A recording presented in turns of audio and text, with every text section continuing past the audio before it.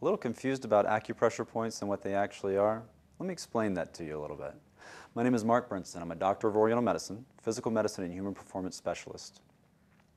An acupressure point and an acupuncture point are exactly the same thing. This is a system that was formed over 5,000 years ago, and up until recently was thought to be not quite that accurate or something that just existed on charts and wasn't actually a bodily phenomenon.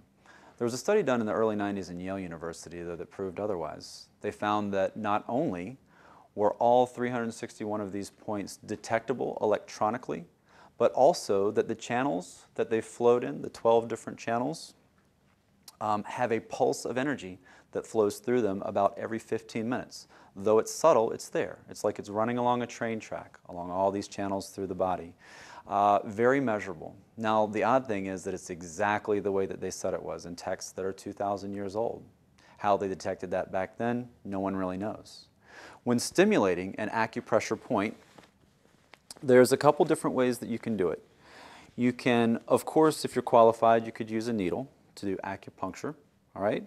But if you're not qualified to do that, a thumbnail works quite nicely with a vigorous stimulation.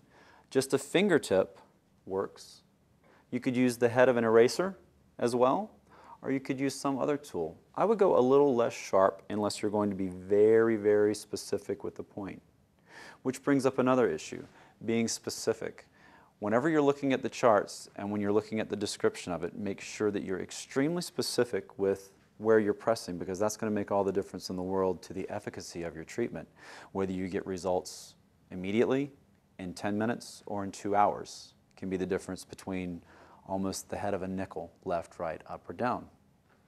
My name is Mark Brinson, Doctor of Oriental Medicine, wishing you all the health and happiness in your life.